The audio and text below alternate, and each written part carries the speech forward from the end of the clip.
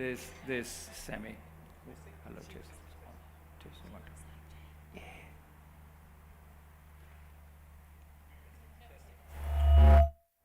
But they're going really well. Oh, wow. Hello. Gorgeous little fella. Yes, gorgeous.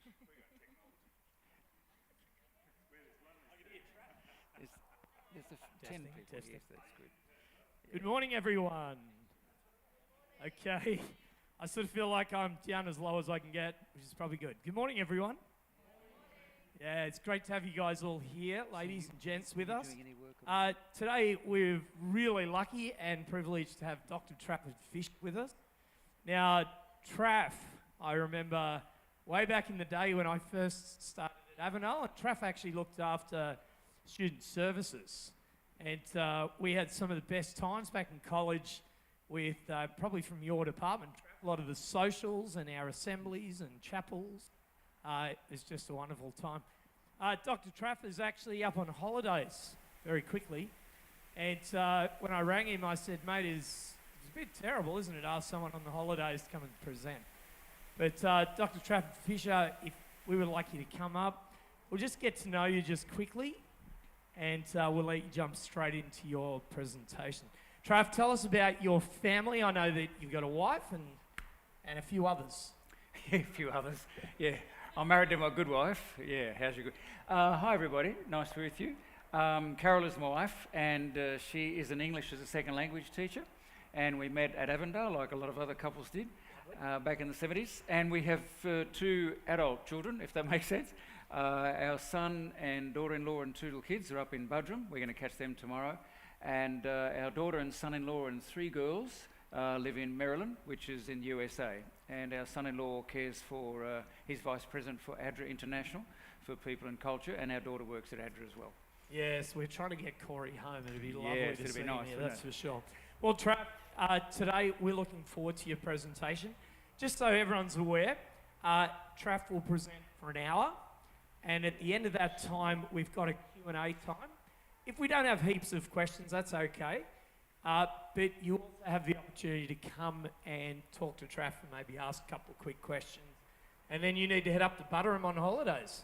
Well, no, we're at Peachester with Peachester. my wife's mum. Yeah, it's kind of a little holiday time because my bro and my brother and his partner live in Tweed Heads, and my mum at a retirement village in Nerang, my wife's mum at Peachester, and our son in Budrum. So within 2 hours, we do the family bash, and it's kind of cool. Beautiful. Well, I have to say, Traff, I love your mum. She's when I go to church at Gold Coast, that was my old church. Yeah. And she's one of the first ladies I look out to give a hug. She's such a fragile little thing. I don't want to squash her. Go carefully. But she's a beautiful woman. Traff, let me pray with you and we'll let you go for it. Lord, we thank you so much for Traff, for his life, and for the way that you've led him. We also thank you for a lot of maybe people here today who are parents, maybe not parents even yet, but we're very interested to know any little insights on how we can do this better. Lord, be with this presentation. Amen. Thank you, Traff. Thank you, Sean, and thank you to all. I'm just going to grab a little stand here to put a couple of notes on, and we'll join you back down. Lovely to be with you. I was reminiscing with Sean 15 years ago. We finished here in 25 plus. Pastor Chris Foote and I cared for this tent for 7 years, and so this is kind of memory lane. Thank you so much. All these people helping, it's marvellous. Thank you, Dave. And so it's kind of neat to come back. We were associate pastor at Springwood Church for 4 years or so, and then I was chaplain here at the school for 3 years as part of our stay in Queensland, so we had a blast. My ministry has mainly been in youth ministry and family. I kicked off in Warburton, for those who know, way down in Melbourne, as youth pastor there for a couple of years, then came up to Sydney, was in youth work in there for 8 years. Went up to Cairns for a couple of years, Adelaide for a couple of years, and then I was on the staff, as you said, Sean, for 10 years. Back up here for 8 years, and then the division office in Family Ministries for 12. So it's been a fun career, and I'm enjoying retirement. We had lunch with another retired couple on Sabbath, and he said, retirement is that period in life where you do a few odd jobs between medical appointments. Oh man, old age is a little overrated. Stay young. No, we're having a ball. I do some lecturing at Avondale College, Avondale University, each semester teaching third year education students, and also this year did a subject for theology students. So we're having a ball, and we love being with you this morning. Sean gave me the title of Parenting with Faith. I think we've got we show that first screen up, is that cool? Yeah, Parenting with Faith. I put in Big Camp. Forgive me, but a few of us used to call it Big Cramp. Big Camp, South Queensland. Parenting with Faith. There's two ways of viewing this, of parenting with faith. I'm parenting with faith. I'm confident and it's in the bag. I've just got the benediction. It's all done. We're just pressing on with parenting with a whole lot of joy and courage. The other view would be I'm parenting with faith. I'm hoping. Fear and trepidation. I don't know where you are, but I know where I was. Parenting, it's pretty wild stuff. In fact, I'd like to ask you, if I can. I know this. Do the hand thing. But all you went to primary school? Primary school, yep, put your hands. High school, TAFE or university, cool. Marriage school, you went to marriage school? You just raised your hand because you're getting used to it, right? Parenting school, think about that. We're lunatics. We're crazy.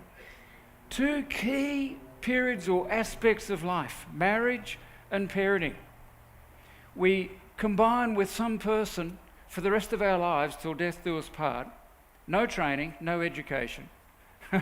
We just stroll in and say, yep, do you take this woman? Yep. Do you take this man? I suppose. Let's do it. Boom, gone. Down the aisle, off we go. And then we make little creatures the same as us. No education, no training. It's crazy. I admire all of you. If you're parenting at the moment, if you're married and parenting, you deserve a medal. You really do.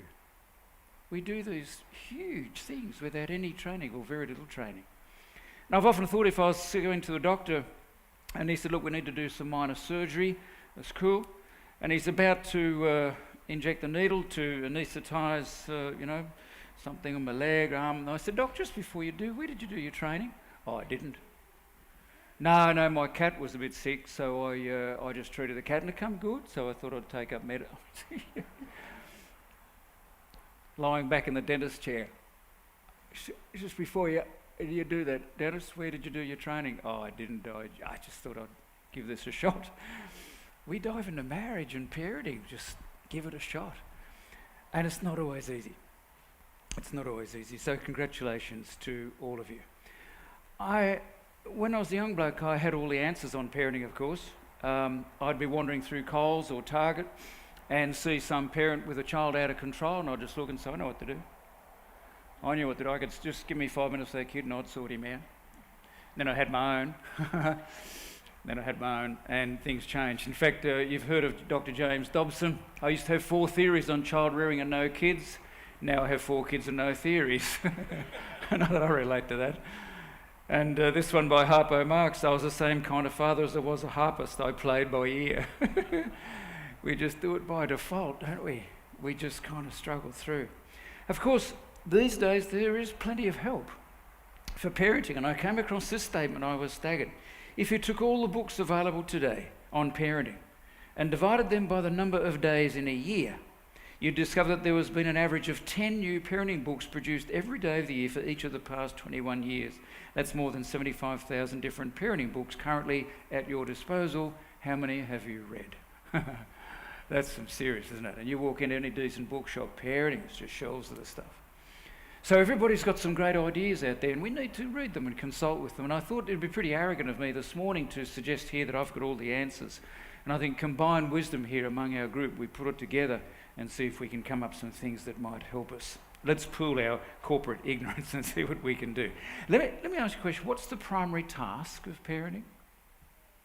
And feel free to share. What's the primary task of parenting? Keeping them alive. Yeah. Surviving. Huh? Okay. Okay, good. What's the... Lead them to Christ. Okay, good.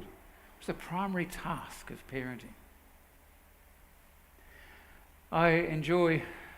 My wife and I had the privilege of going to South Africa some years ago.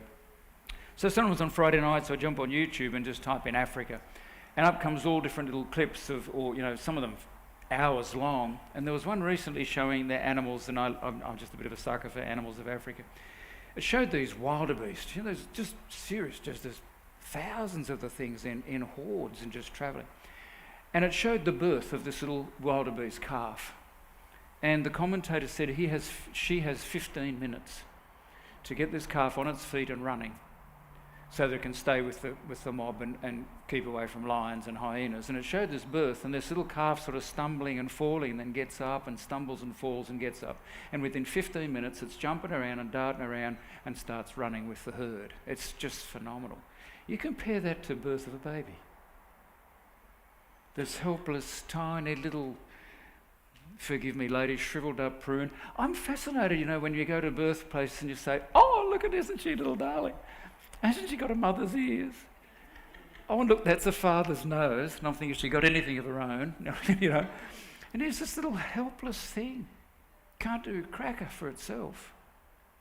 And we take this tiny little helpless thing and we journey beside this little he or she for however many years it takes to become independent, and we wave goodbye. So our primary task in my thing of parent is to take this little totally helpless, dependent little person and journey with them right through until we say, you are now an independent adult person. We don't know what age that will be. We used to talk about the empty nest. Now in many homes it's the never empty nest. And the tricky thing is for a male particularly, this part of the brain, front part of your brain, is what we call the prefrontal cortex. It's the CEO of your brain. This is the part of the brain that's got all the job to do of right and wrong, truth and error, what's best, what's worst. Do you know what age it fully develops, mostly in guys? 20? 25? 30? Any advance on 30? 80? 90? Some never develop, yeah. We want about kids doing the 200 club where they're driving the cars at 200, they're doing all crazy stuff. This fully develops about 25. Right. So sometimes we're asking kids to do stuff that their brain isn't there ready to do. So we need to cut them, keep the demands high, but give them some slack. So, we've got this job of taking this little independent, tiny person and journeying with them until they become, in my thinking, independent adults. And we move from being on duty 24/7 until we're only on call as consultants, and let's face it, most probably as babysitters. I want you to consider the Christian call to parenting. I just somehow believe we as Christian parents have another layer of responsibility on us as parents that non-believers may not experience. It's just a personal view. There's a text in Jeremiah, and it's out of context, but we tend to hear it. Where is the beautiful flock that was entrusted to you?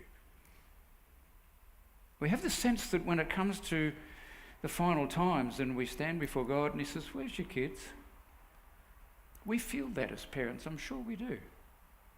We have this extra layer, I think, of responsibility that's incredibly significant for us as Christian parents. We asked, what's one of the tasks for parents? And thank you, one of you said, lead them to Jesus. Right there it is.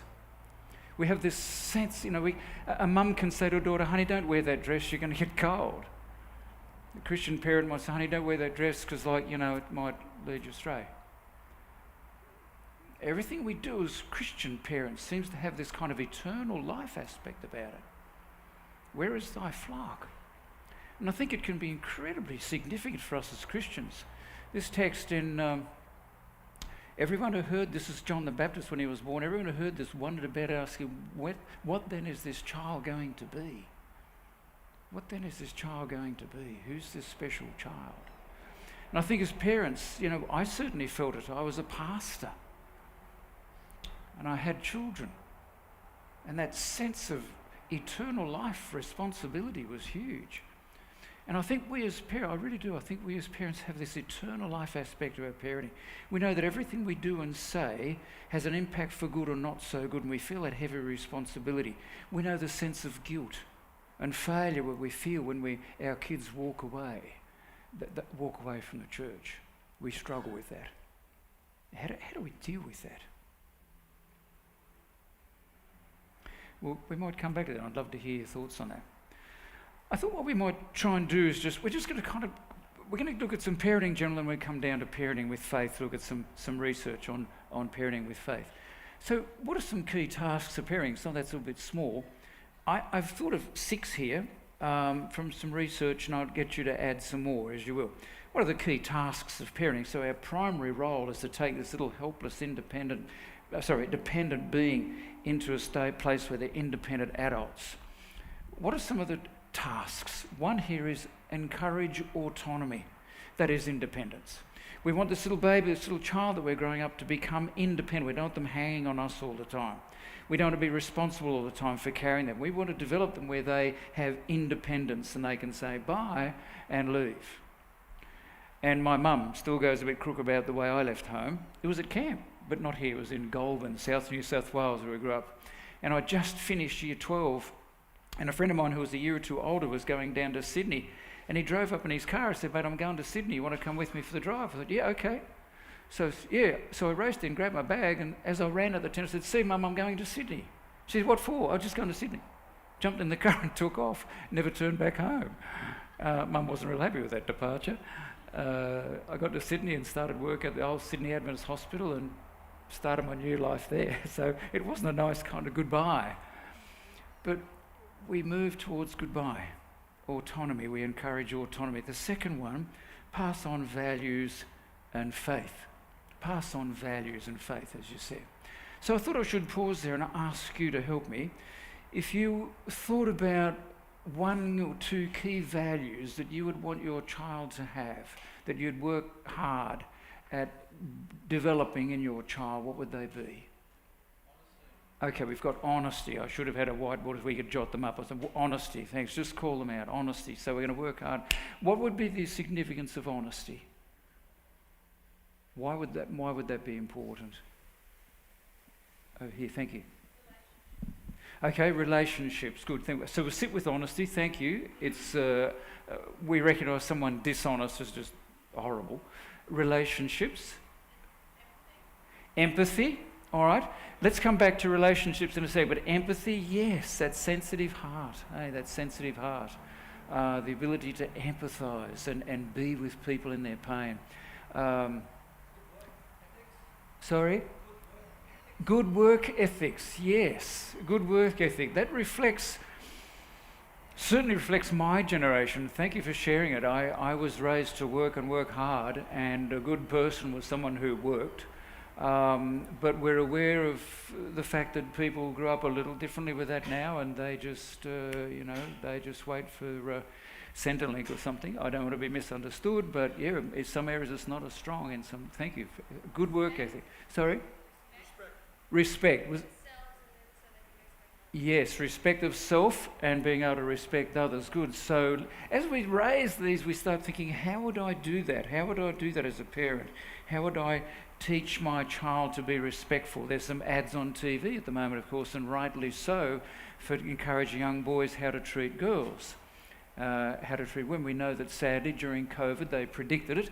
There was going to be a possible rise in domestic violence, home violence and sexual assault. Just on the news recently, they looked at the statistics over the last several years, and break and enter and theft and all the usual kind of ones had gone right down.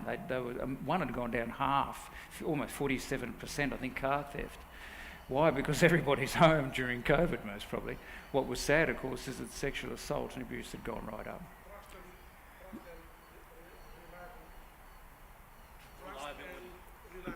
Thank you. Reliability, trust and reliability, good. Excellent. So we've got encouraging autonomy, we've got pass on values and faith. That's significant. Thank you. You've shared some. Someone's mentioned build positive self-esteem, self-acceptance. Yes. We know of children who grow up without that sense of value. and the struggles they have. I'd love to have tracked a couple of boys who lived opposite us when we lived in another state, in fact down in South Australia. And numerous times I would come out of the house just as the mum was coming out of her house with the two boys, just two boys, about, I don't know, 7, 8, 9. And she was exceptional in what my mum would call vegetarian swearing. You don't do the real thing, so you're vegetarian. You know, she'd say, "What now, moron? You idiot? What have you forgotten now?" For crying out aloud. And she would just nail these kids. And so often I felt like running over and come and live with me. Not that I do it right, but I think I can better that. You know, it's just this put downs constantly. And I just wondered what the long-term effect was. What we need to recognise is there's messages and messengers. And I know someone well who got a message from his mum and dad weren't available for some reason to raise him, so he was raised by his grandmother largely. And she said to him often, "You'll never amount to anything. Forget it." And sold him this image, this message that he would never amount to anything. And he grew up to believe it. He's tried numerous times to do HC, and just before the exams he'll find some reason not to do them. And right through his life, he's almost 50s now, he's never really been long-term employed. He just grew up with the idea. The messenger was a nice lady, I'm sure, but the message she gave was wrong. And we need to differentiate messenger and message. And for many kids, they grow up with wrong messages, nice messages, but the messages they get are wrong. And they need to rebuild those, rebuild them, reframe them, and design some new ones. So we need to recognise the value of it. We need, I think, to develop effective communication skills so people can communicate and build relationships, as some of you said. I had the privilege many years ago in going to a 23-week course on communication and relationship skills. And I was just a young pastor dude. It wasn't for church people, it was anybody off the street. And the group leader, I applied, and the group leader at the start said, "How are you going to deal with change?" And I said, what do you mean? So, how are you going to deal with change?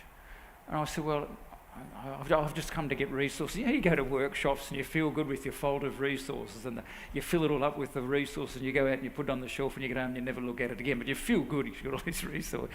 And I thought, I'll get some resources. And for 23 weeks, every Thursday night for 3 hours, we'd sit in a group of 24 of us and just talk about relationship skills. And honestly, it was a fabulous course. And I remember going home about halfway through. It was cold, and I sort of crept into bed beside my wife, and I took up great courage, and I said, "Have I changed?" And tears came to her eyes, and I thought that wasn't a good question to ask. Put on the whole armour of God, brace yourself. And she said, "Yes, you've changed. You're softer, you're calmer, you're better and easy to live with." And it was something I didn't set out to do, but learning some skills. There's 4 stages of learning. The first one is unconsciously ignorant. We are unconsciously ignorant. We aren't even aware that we're doing it wrong. And then we become consciously ignorant. And we think, "Hey, I'm not doing this right. I've got to..." And so then we do the third stage, and it's the most awkward stage, and that's consciously skilled. We consciously practice new skills until they become unconsciously skilled. Right? So I remember going down, learning to snow ski as a kid, and as a young bloke, and we'd go down and we learnt to ski fast down the hill, right? But we didn't really learn to stop. So to stop, you'd fall over in the snow, hopefully soft, or you'd run into somebody, preferably someone in pink, and then say, "Oops, sorry," and that'll let you stop. And I took a youth group, a group down to the snow, and I learnt that I could get free lessons because I took a group to the snow. And I thought, I don't need lessons, I can ski. And then I thought, no, don't be an idiot, go and learn some. So I went to lesson. And this instructor, this was back quite a few years, we didn't have a lot of Australian instructors in there, mostly European. So this man says to me, "Today, we want you to walk up the hill and stand there. And when we wave, we want you to ski down, we watch you and put you into groups." So I walked up the hill and waited. And when he waved, I skied down the hill thinking he's going to put me in the advanced class. It was the first time I've heard an instructor swear. And he said, "Oh, boop, stocks over there." And he pointed over there. And here's all these little dudes with crash helmets, and these tiny little kids. He's talking to the wrong bloke over there. So humbly ski to this group, and the new instructor says, "Today we are going to learn to stop." Thought that could be handy. Today we learn to snowplow. Snowplow. So we learned to snowplow, and I could stop a little bit. And each time I went back, I had more and more lessons because I'd always wanted a parallel. Parallel skiing does look so cool. And I tried that one time without learning, and you should see my ankle. So I finally learned to do that. We learned to ski backwards and on one ski and all this crazy stuff. And finally, I remember one day I got off the toe, and I was by myself. It's pretty boring skiing by yourself. So when it was a blue cow, looked over and there's about 5 or 6 of my mates. So stopped right in front of them, sprayed them with snow. And the guy said, "How'd you do that?" I don't know, just did it. Unconsciously skilled. And I think in parenting, we can often be unconsciously ignorant. And then we realize, I'm not doing this right. And we become consciously unskilled, and we move into that third stage, and that's the awkward stage. The tricky with parenting thing is we're kind of in that stage for so long, aren't we? We're in the kind of consciously skilled because we grow with our kids. So when we start off with a little baby, we learn the skills of nappies and bottles and stuff, and then we advance to trying to understand what they're saying and why they're crying. Is it a sore tummy or sick or bored or tired? And then we learn that, and then we move. We're constantly learning. But we do need to learn. And I think communication skills are just so vital. Develop responsibility, someone said that, and build effective relationships. Tomorrow we're going to spend a whole lot of, have a lot of fun looking at relationships. Sean asked me to talk about that, and I thought that's pretty broad. We'll have some fun. We're going to start off with relationships generally. Do you realise the significance of relationships? Loneliness can literally break your heart. We are designed for relationships. It's built. When God said it's not good that you should be alone, he wasn't joking. The research is clear as a bell. I want to talk about that tomorrow. Then we're going to talk about pre-marriage relationships and then some marriage stuff. I want to spend a little bit of time looking at some really fascinating research come out of the States a few years ago on marriage. I'll introduce it real quick to you. John Gottman, you might have heard of him. Set up a love lab in Seattle. Sounds dodgy, but it was marvellous. He had all these couples coming in, and he had 3 cameras on them from 9 in the morning to 9 at night. And he said, all I wanted to do was discover why some marriages die and some thrive. And he said, now I know. He said, you give me 15 minutes with a couple and I'll predict with a 91% accuracy whether they'll divorce or not. Karen and I haven't had the interview. And when I first read that, I thought, nah. The more I read this guy and researched his stuff and worked with it, he's fabulous. So I want to share with you what he called about the disasters and the masters. And what he did, he tracked these couples over 15 or more years. Had all this video footage of hours and hours of couples just sitting there reading the newspaper and chatting and talking. He had facial specialists come in. What emotion are they feeling now? It's just a massive study. And he tracked all the couples that sadly didn't make it. What he calls the disasters of marriage, and found what are these couples doing that leads them down there. I need to share that with you. Then he discovered all the successful couples, the couples that stayed long-term married, what did they do? And I'll try and fit in that in a short while tomorrow, so I hope that's helpful. And we'll dive in there. I just want to, look, I'm sure you could add to some. Let's plug on. What I want to talk to you is about perfect parents for a sec. There's no such thing as perfect parenting.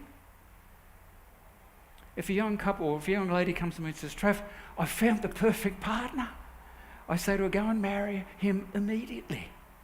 But as soon as you do, you no longer it's perfect, because there's no such thing as perfect people, is there? We're all learning, and there's no such thing as perfect parenting. It doesn't exist. So if you're walking around thinking, I've got to be the perfect parent, take a moment, forgive yourself, take a breath and start again. I'd like to encourage us good enough parenting. That might sound a little bit, but good enough parenting. Right? Perfect parenting will kill you. The guilt we feel about not doing it perfectly. We're learning as we go. Let's face it, Dr. Arch Hart, a former deeply committed Christian psychologist, sadly died recently, written a number of books, you'll find them. He put this together, he said, perfect parents never make mistakes, so they never really model humility and repentance. They never make wrong decisions, so they don't teach children how to be flexible and change what they are doing if it doesn't work. They never lose their temper, so they create tremendous guilt in their children when their children feel angry. They never admit any wrong, so their children have impossible standards to live up to. They always know what is right, so children don't get to discuss or debate the rights and wrongs of things. There is never any honest and open dialogue in the home. Perfect parents always correct children for what they've done wrong, so children never enjoy that marvellous feeling that they've gotten away with something. Kind of like that. Okay. And always remember past mistakes and hold them up to their children to see, so that children will strive to be perfect themselves. And I thought that was really neat. And the risk for us as perfect parenting is that we don't always model what it's like to be human, what it's like to be normal, struggling with life. And we need to apologise to our kids. Sorry, kids, I've got that wrong. Let's redo that. And that's okay. Let's talk about some patterns of parenting. The way we understand how we parent. They've done a fair bit of research in this over the years. And I'll just share this with you. The terminology is a little bit interesting, but let's have a look at it. What they discovered is that there's sort of this profile of looking at it. And these are the terms they use. So high protection, if we are in a high protection model, what that suggests is that we are very overprotective. We are rigid, intrusive, restriction of independence and autonomy. There's a lot of parental anxiety. So if you and I did a test and they said, look, I'm sorry, but your high protection, we're very protective. We're most probably what we call helicopter parents or drone parents. We're just hovering all the time, incredibly protective. We don't allow our kids a lot of space to move. We're just there in their faces, and there's a lot of rigidity, rules. So this is what we mean by high protection. Low protection sounds first up like we don't care. You just go and do your thing, kids. No, this is the term here means promotion of independence and autonomy, promoting personal responsibility. So I want you to keep that in mind, because when you see low protection, you think, oh, that's not good. No, it's good. All right? This is a way of saying, kids, let's learn to be responsible, and we start disciplining in that way. We're going to come to that in a jiff. So low protection isn't I don't care. It's about promoting independence and autonomy. Then on the side wings, high care, of course, is parental warmth, care and acceptance, a lot of love and genuine just empathy and all the rest. Low care is parental coldness, neglect and rejection. You might know somebody who fits those quadrants. What they then suggested is that we can look at these and there's sort of the definitions of them that you can see. And then if we go to this next slide, this is the terms they use. So somebody who's controlled parenting is a lot of high protection, overprotectiveness, rigidity, intrusiveness, etc. But there's also parental coldness, the neglect. All right? And neglectful parenting is where there's parental coldness and neglect, and there's a lot of promotion of independence and autonomy. So imagine this. So I'm just going to get you to think around this for a sec, and let's see if we can discover what might be some of the characteristics of this and what might occur for kids growing up in this kind of family. Then we're going to move on and look at families of faith particularly. Okay, so neglectful parenting, constrained parenting is high protection and high care. So there's a lot of nice warmth and care and acceptance and love, but there's still that sort of real overprotective kind of part. Optimal parenting, high care, a lot of parental warmth, care and acceptance, and there's also promotion of independence and autonomy. So let's take a moment. I want you to look at these for a second. I'll get you to help us again. Let's dive over to someone as a controlled parent. I'm only going to do this for a couple of minutes. A controlled parent. How might they come across? Overprotective, intrusive, rigid. They restrict independence, and it's a bit cold and neglectful. What might a child's reactions be growing in that kind of family?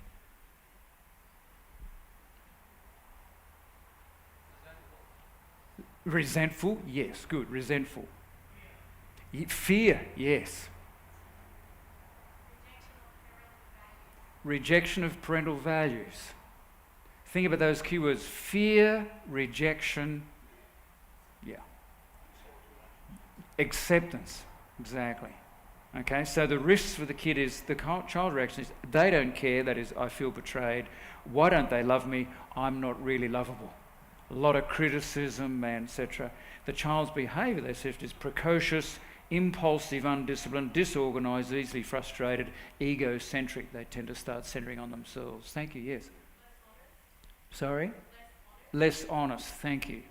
Good. All right, starting at the idea, let's move across to constrained parenting. So there's a lot of overprotective, rigid, etc., but there's also a lot of warmth and care. How might the child grow up in this family?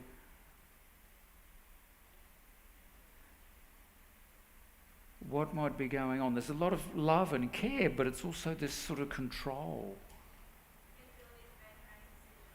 Thank you. Inability to make their own decisions. Good.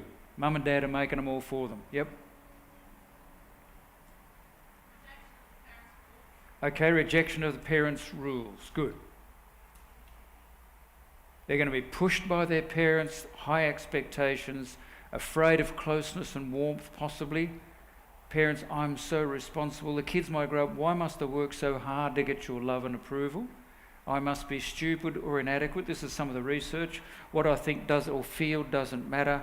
I never tell you anything. I resent being pushed around. So they suggest the possible behaviour is withdrawn, secretive, disrespectful, as you've shared, frequent anger outbursts, no initiative, no cooperation, moody, provocative. So there's some stuff coming through. Let's dive down to the neglectful parent.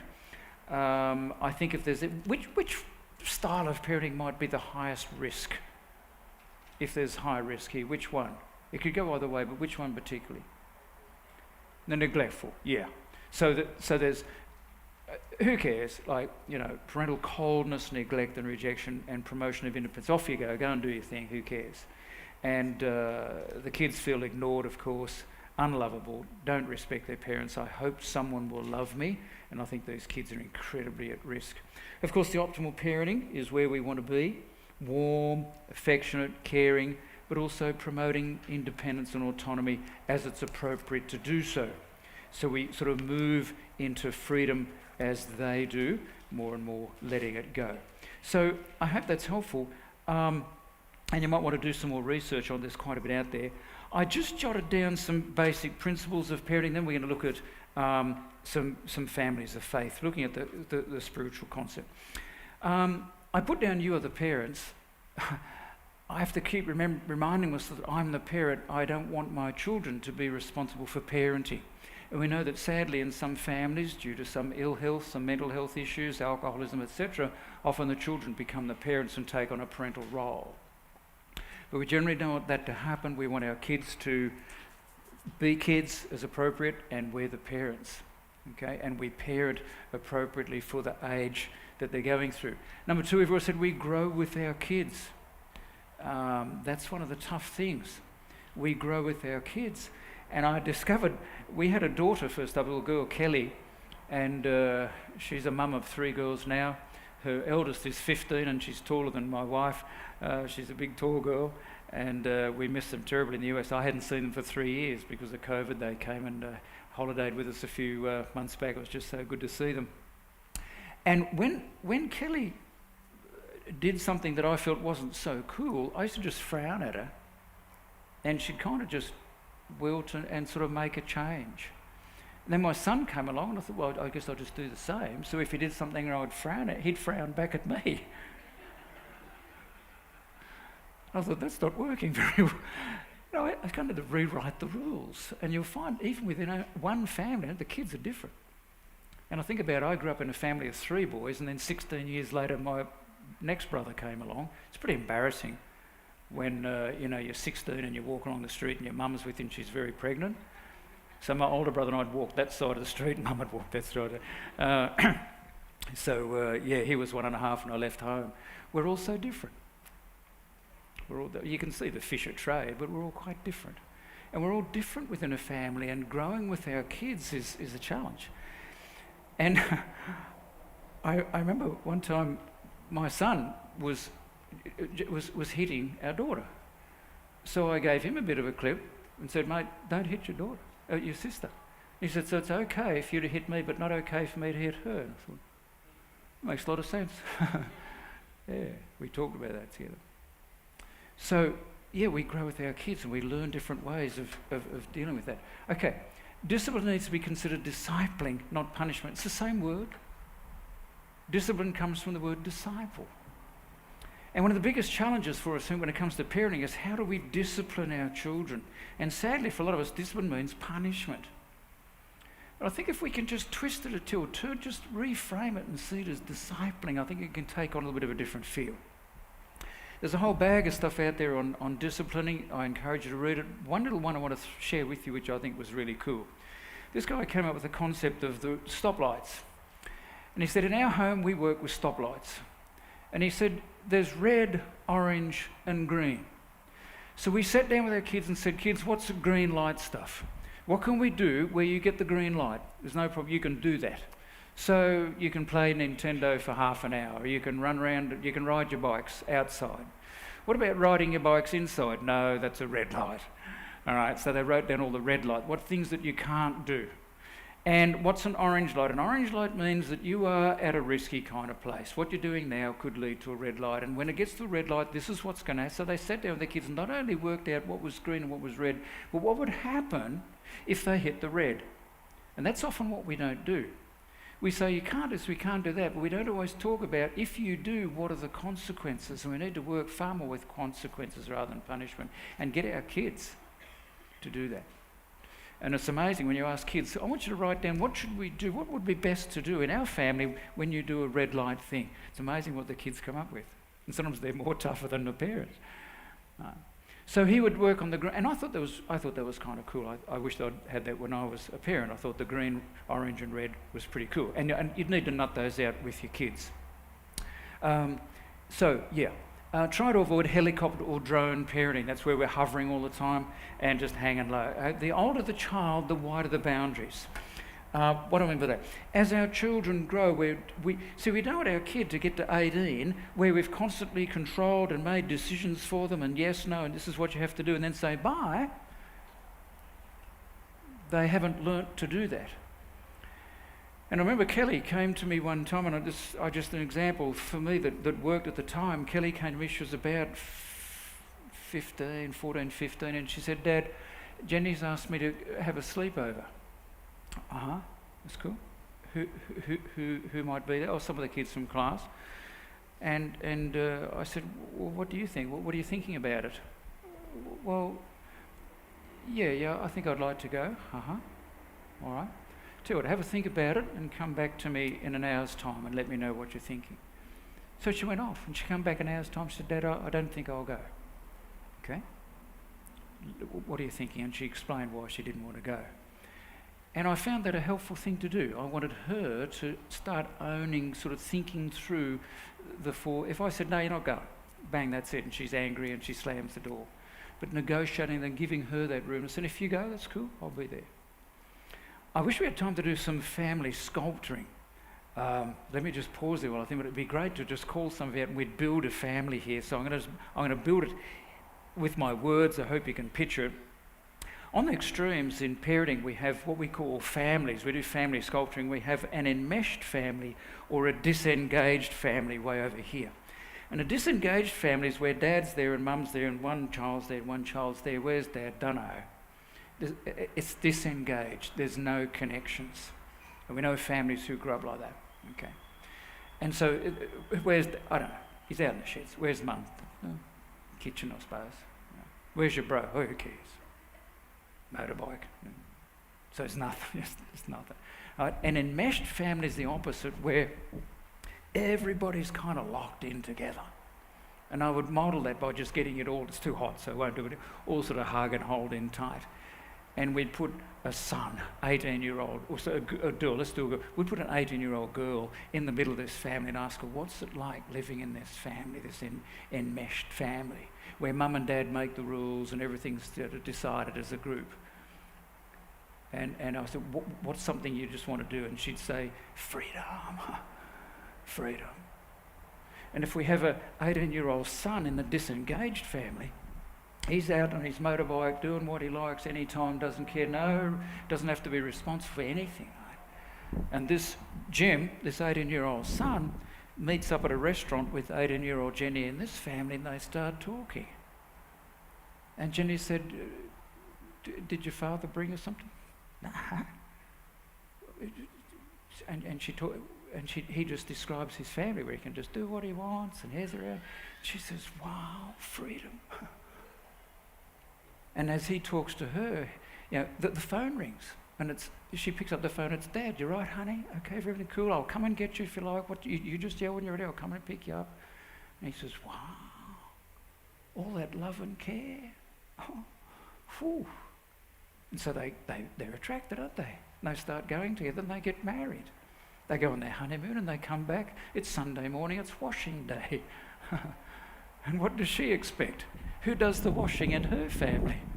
Everybody does the washing, right? And where's her husband? Run, he's off on his boat.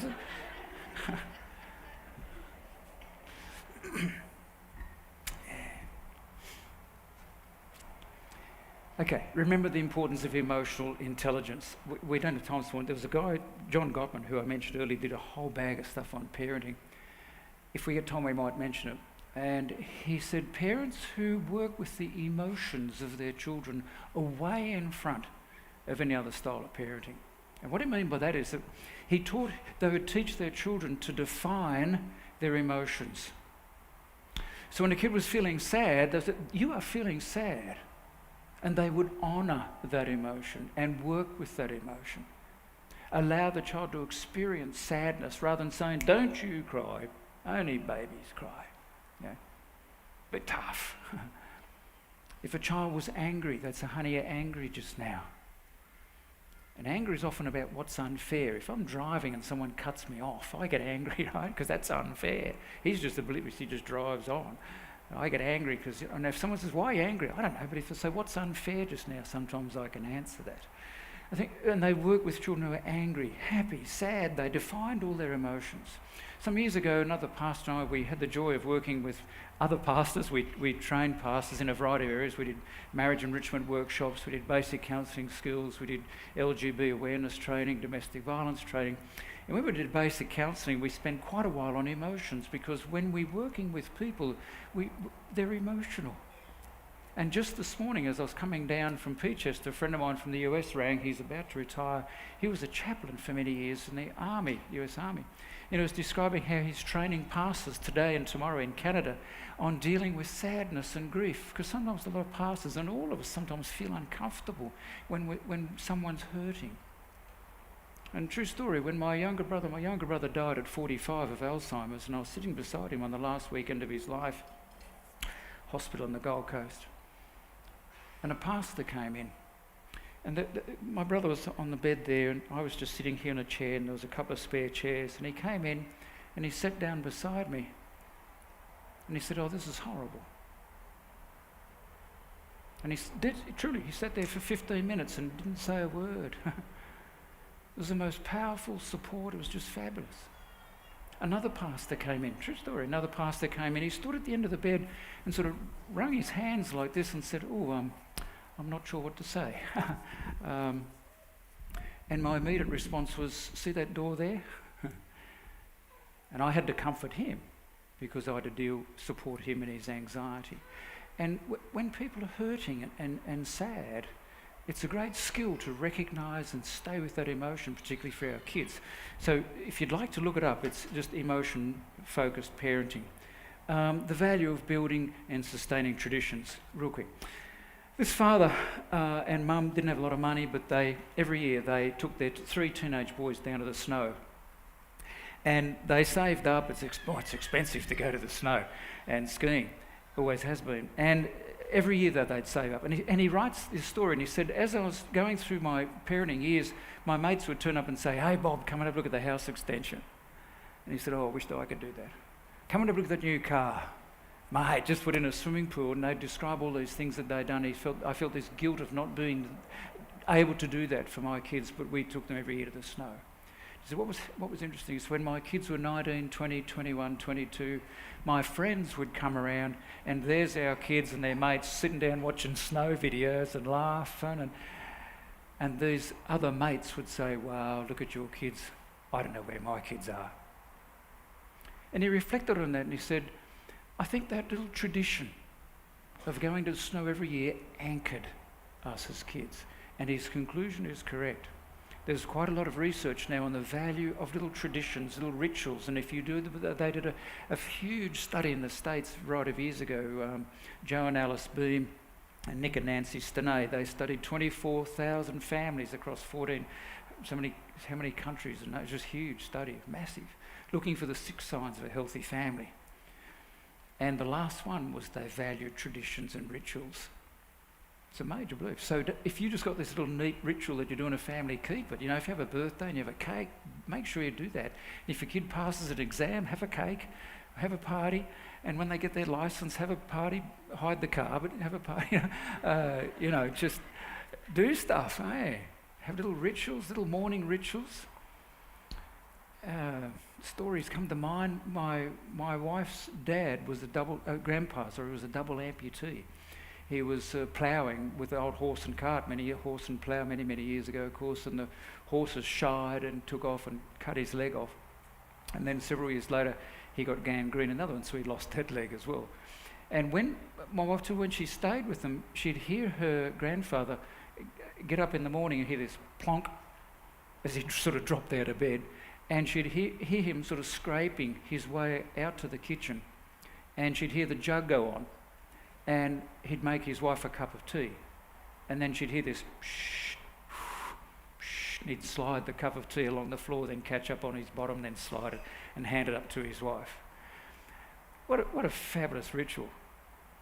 And guess who gets up every morning now and makes a hot drink for my wife? I couldn't let her down, could I? And it's become a ritual. I go out and I make her a hot drink and take it to her every morning, but I don't slide on my bottom, I can walk.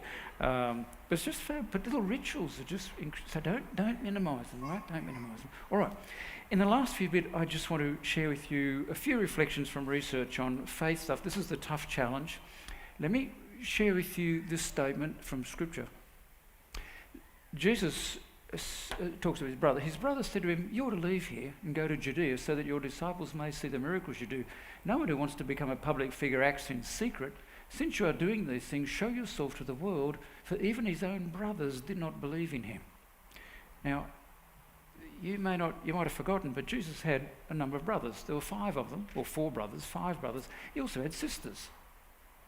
And on one occasion, you remember Jesus was talking to people in the house, and someone said, "Your mother and your brothers are here." And Jesus said, "Who are my mother and my brothers? Anybody who believes in me are my brothers and brothers." Ooh, what was that like for the family? But Jesus had brothers and sisters. We don't know their birth order. We know the names of their brothers, James and Judas, and Simon. But they didn't believe in him. Now let's notice this text. Then they returned to Jerusalem. This is after the resurrection. When they arrived, they went straight upstairs to the room where they were staying. Those present were Peter, John, James and Andrew, Philip and Thomas, Bartholomew and Matthew, James son of Alphaeus, and Simon the Zealot, and Judas son of James. They all joined together constantly in prayer, along with women and Mary, the mother of Jesus, and with his brothers. Fascinating. So his non-believing brothers who didn't believe him, something's happened. Now, let's face it, if you and I were walking down the street and our brother or sister, our sibling, was walking along beside us saying, "I'm the Prime Minister of Australia, I'm the legitimate..." You know, I'd walk the other side of the street and think about what medications would be best to help with that. Right? Jesus' brothers are walking around town with their own brother, half-brother, saying, "I'm the Messiah." You're kidding me. What would it be like for these brothers to get to the place where they say, "My half-brother is the long-promised Messiah"? All right, well, let's go a bit further. James, a servant of God and the Lord Jesus Christ, James 1:1. That, according to research, is pretty sure that, in fact, is Jesus' brother. That's Jesus' half-brother, James. And there's good research to show that's James, Jesus' brother. And you'll notice Jude, a servant of Jesus Christ and a brother to James. His name was Judas. You can understand why they changed it to Jude. Here's Jesus' 2 half-brothers who were unbelievers, who've now become believers, to the place where they say, "A servant of Jesus Christ." That word servant can either be servant or slave. The Greek word is doulos. It's most probably equally translatable as slave. What would it be like for Jude and James to get to the place where they say, my half-brother is the Messiah and I dedicate my life to him. It's huge. Right, now notice this verse. The disciples began to stare at one another, wondering who was the unfaithful disciple. The Last Supper. Unbelievers become believers. Believers become unbelievers. We would never predict it. And one of the biggest challenges for us as parents is if we had to predict which child will stay faithful. I wouldn't want to predict. We would long for all our kids to be faithful. When my dad died at 83, I made a quiet commitment that I would meet him at the tree up in heaven. The tricky thing is I'm sure that's the meeting place for a heck of a lot of people. So I hope I can find him. And as with our kids, we want our kids to be there. What can we do to... If there's anything difficult to predict, it's which kids will remain faithful to their spiritual foundations and which ones will walk away. And I put down here, there doesn't seem to be a certificate of guarantee that you can take out at birth to know for sure that your son or daughter will be with you in the church pew. I wish there was. Well, what scripture text might help us? Here's one. These commandments that I give you today are to be upon your hearts. Impress them on your kids. Talk about them when you sit at home and when you walk along the road, when you lie down and when you get up. Write them on the door frames of your houses and on your gates. I think we could translate to say, just take every opportunity you can to share the love of Jesus. Grab every opportunity. When you think of Jesus, and it's interesting when you read James and Jude, both James and Jude and Jesus, all three of them have fabulous word pictures. If you want to, I don't know if you're familiar with the Voice translation, and you certainly will be with the Message. When you read James and Jude in those translations, you should hear the word pictures. They're fabulous. It's just amazing. I think three brothers had the tray of using word pictures to teach. Jesus used cows and sheep and everything to talk about himself and the gospel. And I think we can, when we're driving down the road, when we get up, when we lie down, we grab every chance to share with our kids the love of Jesus, and we need to share them the love of Jesus especially. I love this text. For you know that we dealt with you as a father deals with his own children, encouraging, comforting, and urging you to live lives worthy of God who calls you into his kingdom and glory. Three things: encouraging, comforting, and urging to live lives worthy of God. We encourage. And we're so good at put-downs. Aussies are good at that. There was a true story about two guys who worked at the South Pacific Division a number of years ago who were best of mates, but they were known for caning each other. They're always paying each other out. It was just this fun. That's what we do as Aussies. They went over to the general conference for meetings, and they were sitting outside the meeting place waiting for the meeting to start, and it wasn't starting. Time passed. They just sat there ribbing each other what they was doing. Finally, this American gentleman came out and said, "Good brothers, thank you for being here for the meeting, but we feel reluctant to start until you men sort out your differences and then come inside for the meeting." They took him serious. These guys laughed and said, "Nah, this is just how we do it." And Aussie, we do put downs, but the tricky thing is we're always sometimes careful of the boundaries, and we need to be sensitive, encouraging. Here's some research for us just to share. There is overwhelming evidence that parents are almost always the single most significant determinant factor in the development of their children. As Mark DeVry's family-based youth ministry. This one from the same author. Parents who simply talk about their faith in the home and who involve their teens in serving alongside them can actually double and sometimes even triple their children's chances of living out their faith as adults. Talk about their faith in the home and involve their teens in serving alongside them. I know some of you may have been Springers. When I was associate pastor at Springwood, particularly caring for the youth, I tried often as possible to find projects for the kids to do. And I regret that I didn't find more, but I've discovered that when you get teens doing stuff, sometimes we concentrate on being. This is who you need to be. We need to concentrate. This is who you need to do. This is what you need to do. And I think if we can get kids doing faith. While we didn't come up with a surefire formula, these two researchers were looking at, what's the research tell us about how to build a child of faith? One thing was obvious. Those who stuck with their faith had a half dozen mentors present during their growing up years. the value of having mentors, people who walk beside us and encourage us, who are there for us, who give us the listening ear as kids when we're struggling with some stuff. This one, to an adolescent, you are their Bible. Your lived out theology, how you talk about people, faith, politics, money or church, will be the word that your child will study and learn from the most. The old adage, Christianity is not taught so much as caught, is never truer than during early adolescence. All right, it's 10:30.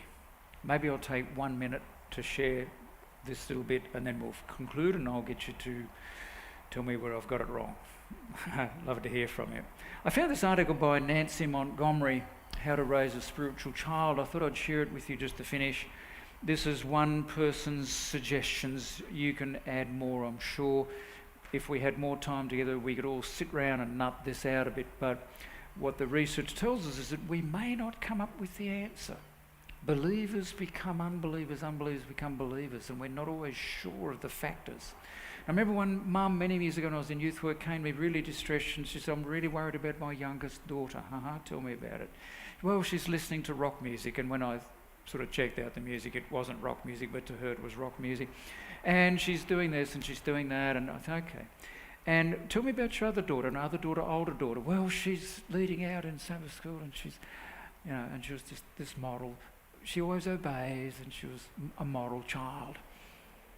And I left that particular church, and about 2 years later I heard that the youngest daughter, the one that she was most troubled about, was leading primary Sabbath school in the church. The older one that she was so proud of had fallen in love with some truckie, and they'd darted off out central and given away everything. You thought, wow. And sometimes we need a bit of elastic. I've thought of a story, Sean, that I shouldn't share, but I will. I got into trouble at college for marking around. A few of us mates got into trouble. We didn't do anything bad. We just, it was somebody's birthday and we chained them together and hosed them down, that sort of stuff. Had to go to discipline committee, and I went to discipline committee and we had to do some hard labour or something. I came out and I met a lecturer who'd been there for years. And he said, Trafford, I said, I've just come out of disso committee. He said, let me tell you something. He said, I've been here for years, as you know, and you see theology students come to Avondale and they've got the Bible up under their arm and they kind of just got their tie and they're just, and you think they're going to be our future leaders, and they're just cool. Then you see these guys with hair and mucking around, you think, oh, what chance have our church has got? Let me tell you something. 20 years later, you know who the conference presidents are and the administrators are? It's all these crazy guys with hair. All the straight guys have all gone. And I thought about my own class, so I don't want to be misunderstood, but many of our class that I thought, gee, I should be like them. They've all gone. A lot of them just walked away. And I think they were just so rigid and kind of just no elastic. 2 guys in our class never laughed. Never laughed. Because there's no record of scripture of Jesus laughing. So we'd crack jokes in front of them and laugh and carry on. We were somewhat bad about that. One guy lasted 6 months in ministry, another one a year, and they left. People, I say that just to say we need some elastic, we need some space, we need some fun. Parenting's got to be fun. And there's a text in Scripture, David the psalmist says, I was glad when they said, let us go into the house of the Lord. For a lot of kids, it should, I was sad when they said, let's go to the house of the Lord. We need to make God times memorable times and good times. Work hard at making God times memorable times and good times, okay? If we're too heavy. Okay. All right, so here's a few things that she shared. Introduce spirituality early on. She said, we're introducing spiritual practice early on, such as lighting candles, singing songs. Your child will view them as a natural part of life, and you'll have a spiritual influence on him. Okay. I'll go quick. Help them believe. These things are written that you might know that Jesus is the Christ, and that by believing.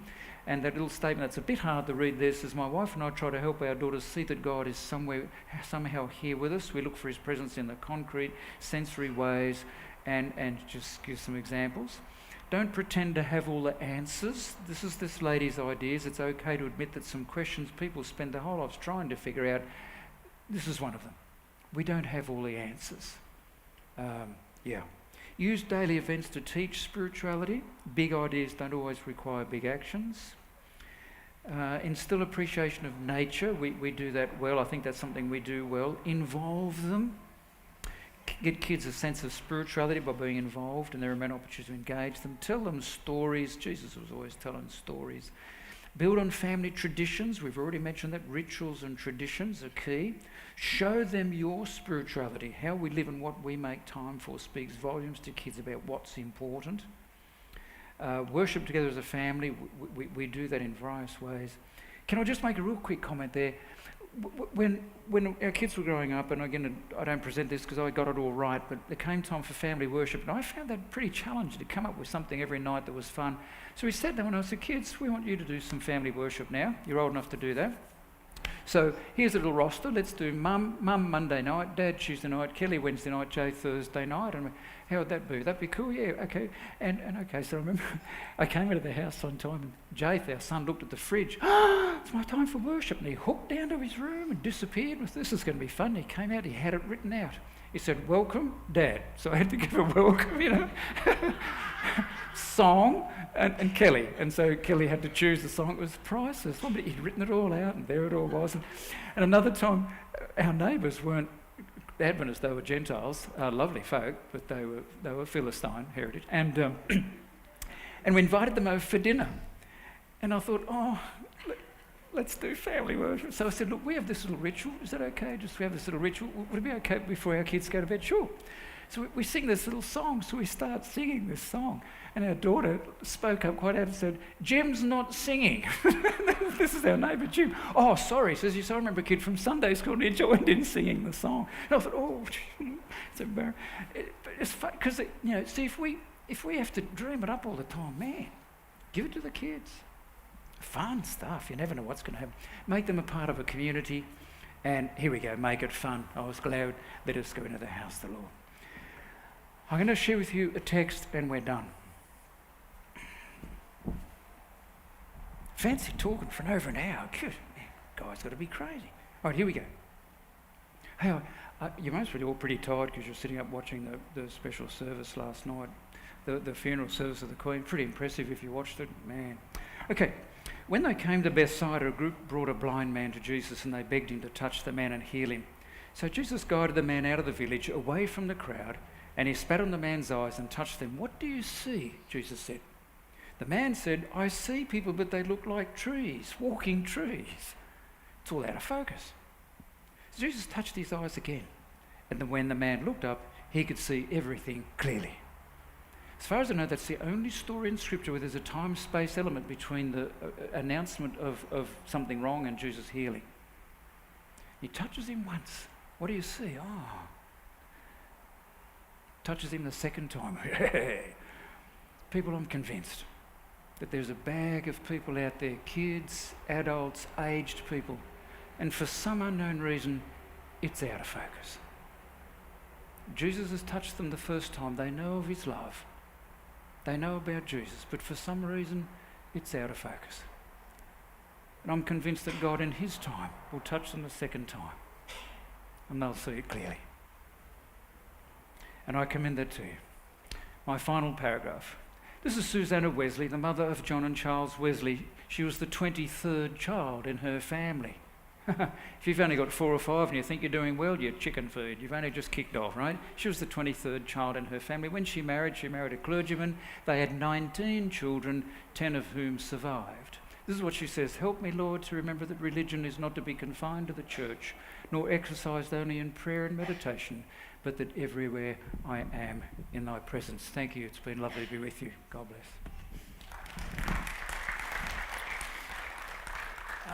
Dr. Trafford, you've really enjoyed your presentation. I know that if we had 2 or 3 hours, we'd still be going and it'd still be incredibly relevant. Thank you. For those of you tomorrow, Traff will actually be presenting again on building healthy relationships in a pretty broad thing.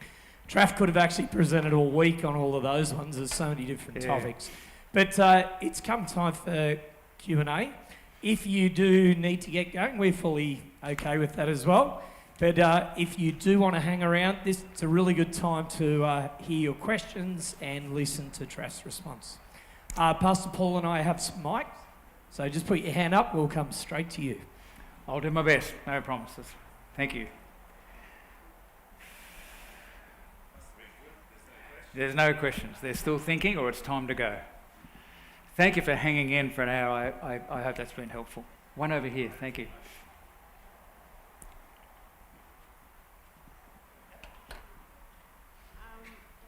Hello. I just wanted to ask about parenting, parenting with faith against the influences of the world right now. Because while you classified those parenting, I know sometimes we have to the happy medium as well, and you find. Sometimes you may try to teach with love and everything, and you feel like you're pushing against the peers of the world. You know, they go to school, they go to different places where you're not, but they come back with different teachings, and you have to push against that. And you find sometimes you have to use that strong parenting that is not what you want to be, but the day you find yourself pushing back real hard. Yes. Yeah, thank you. So true. Look, one of the things we didn't talk about today was parenting now in the social media world.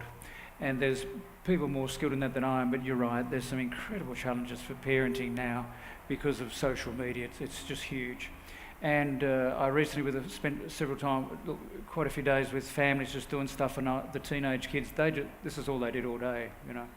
I was shopping recently, and the checkout lady, the girl, just a young girl, she was amazing. She was, and it's a lot quicker now. Beep, beep, beep. So as she's passing the food across, she's mostly, the boss wasn't around. She's on her mobile with a phone, beep, beep, beep, sending this message. She was so quick.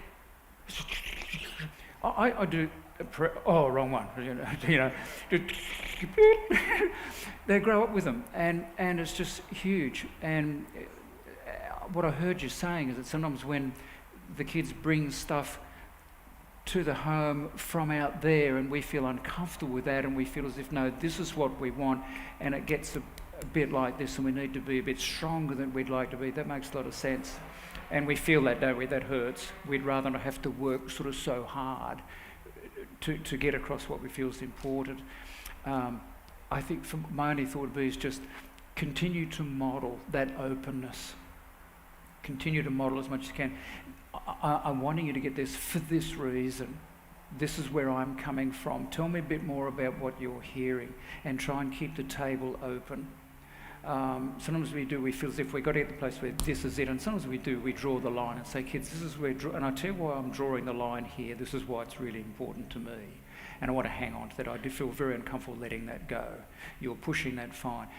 The research suggests that if we throw away the boundaries, the kids, they need boundaries to push against, but they need to get a little bit elastic, especially as they get older. We shift them, but if they're rigid and stuck there, that's when we can run into problems. So we don't give away that boundary line, that value that we're hanging on to, and we declare it as clear as we can, knowing that they're pushing against it. That's okay. It hurts to have that push, but that's important for them to push, because that's what they want to do.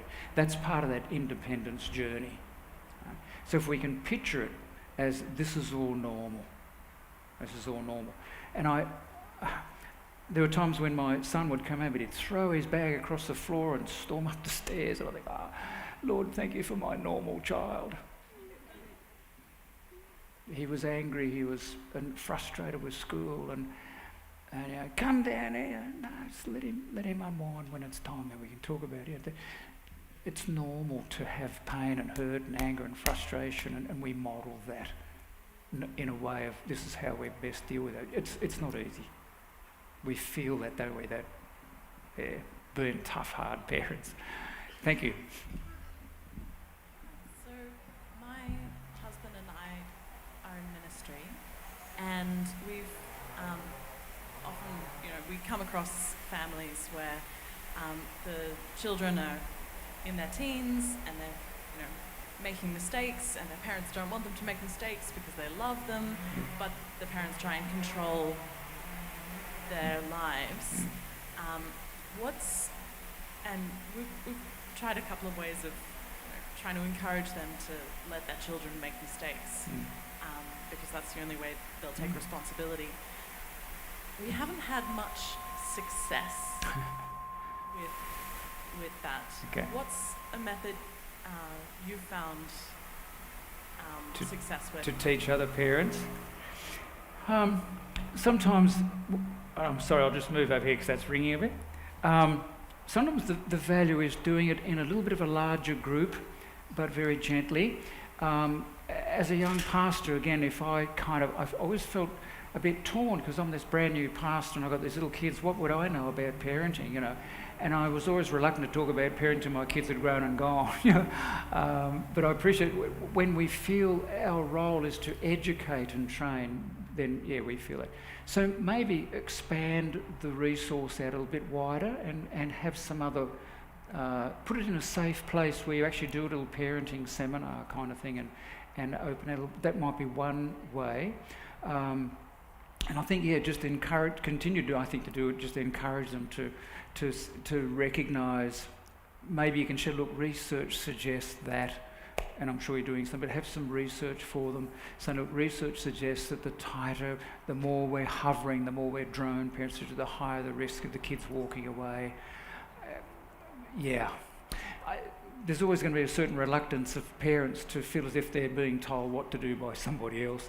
So we've got to develop an atmosphere of sharing and mutual sharing. So maybe sort of thinking around how can I open this up a little broader so that there are others of wisdom who can somehow in a safe environment open up some of this for reflection.